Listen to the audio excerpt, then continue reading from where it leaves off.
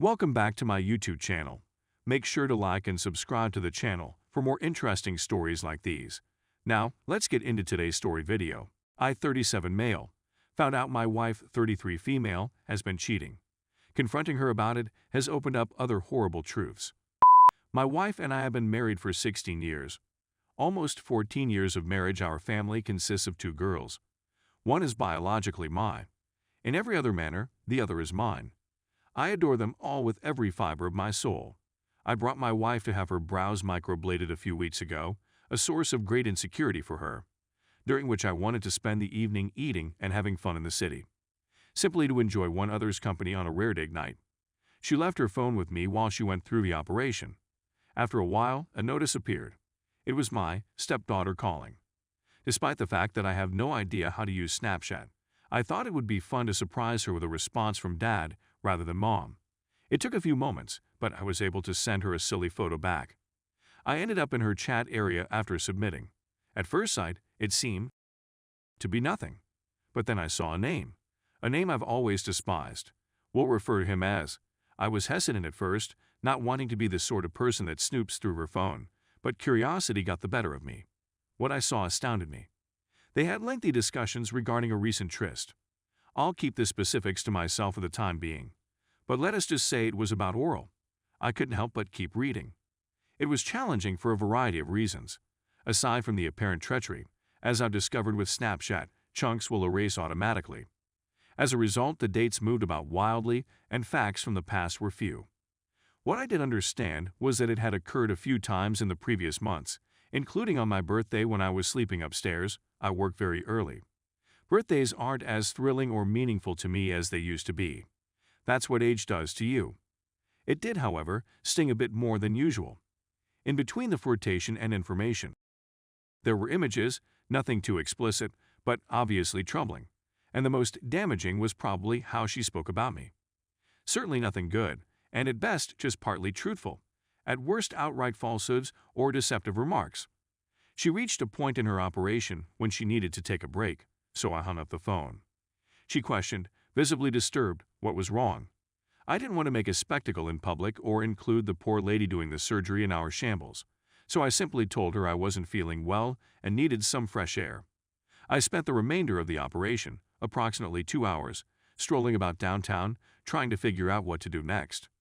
To both of our dismay, I informed her after the surgery that we'd have to put the other plans on wait.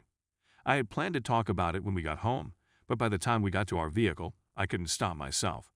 I told her what I had seen.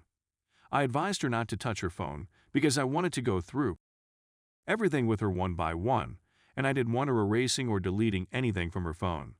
We shouted and wept all the way home. When we got home, we set up the kids and proceeded to our room, where I dived in headlong. I demanded that she unlock her phone and hand it over to me, which she grudgingly did. That's when things became even more difficult. She confessed about adultery on many times in the basement, but when I dug more into the phone, I discovered a few of additional concerns.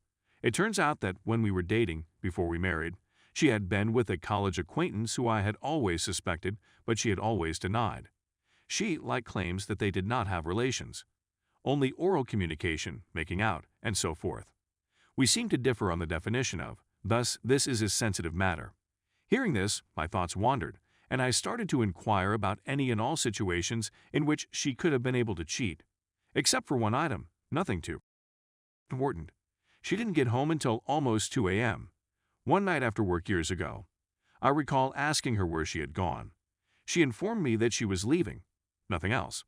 Despite my concerns, I let it go for the time being in my new relationship naivety. But it persisted in the back of my mind and erupted that night. She tightened up as I requested, something between fury and pain. She began to weep and I believed that this was the last straw in our relationship. Instead, in fairness to her, it was the account of her assault, which she had never told anybody. She sobbed, I sobbed. We held each other for the rest of our lives. I felt like the biggest jerk in the world, but being devastated and betrayed by the other accounts of her true adultery outside of the attack. I informed her that she was not to blame for the assault and that, despite my present feelings, I would never hold it against her in the future. What type of would do anything like that? We came to a halt in our argument at that point because we were both fatigued.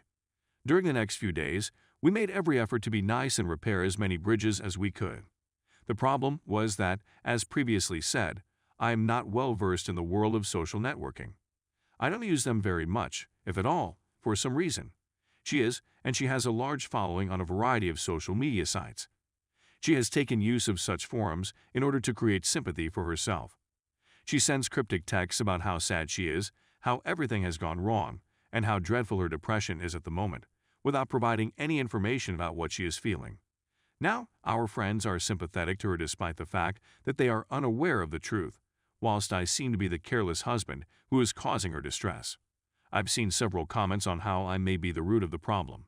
Now that I think about it, I realize that I'm not wholly blameless in this circumstance. I put in a lot of hours in my job. The hours might be erratic at times. I've had to move my disabled mother and brother into our house in order to care for them, and my wife has been quite supportive in this endeavor. In addition, I'm dealing with some personal health issues right now. Moreover, I accept that, as a consequence of these considerations, I have not been the most attentive husband to her in terms of emotional and attention. I've tried, but it's been difficult at times since life gets in the way. However, the reality is that I really did want to. I'm just not certain that she does, and I don't believe it exonerates her of her infidelity. I'm at a loss for what to say at this point. There seems to be a wrong way to gaze in every direction I turn. I don't want to be apart from my wife for an extended period of time. Having to be away from my girls is something I despise. As a result of her assault revelation, she has suffered an emotional toll that no woman should have to endure. I don't want to forsake her when she is in need, but I'm not going to sit around and be either. The ability to belittle and mislead, just to brush it off and declare it, isn't a big problem. I'm at a loss and don't know where else to turn for help. As a result, I took the terrifying step of coming here, something for which I was completely unprepared. Because this seems to be an alarming tendency, should I file for divorce at this point? Whether I stay with my wife despite the betrayal, I'm left with the question of how I can be a better husband for her in her hour of need. If or not I should tell my friends and family the truth in order to save face, or whether it would be termed shaming her, is up to you. Please provide a hand. I'm completely at a loss on what to do. Edit 1. I've seen it a couple times now. I kind of expected it. Her attack narrative, on the other hand, is real. I'm not one to say much in public, but I'm as certain as anybody who wasn't an eyewitness. It did occur. That will have to suffice, and I will disregard any comments that imply otherwise. I acknowledge that I was the one who sought guidance, yet her attack occurred. That aspect has been resolved. Edit 2. I took images of the chats they and I had. I'm gathering proof for just in case and to keep her honest. Edit 3. I'll take this one. When I said oral, I meant she was on the receiving end. She says that and making out was all there was to it. That seems to be supported by the chats I've preserved. However, I'm not certain that's all there is to it, and I have no evidence to suggest otherwise. Edit 4. Okay, I'm going to take the day off till tomorrow. This is all a bit too much for me. I appreciate all of the feedback and suggestions, even those who have sentenced me to a life of. I expected everyone to have strong and differing views. That's exactly what I wanted to hear. My marriage is most certainly finished. It's simply difficult to chuck away something you've worked on for half your life.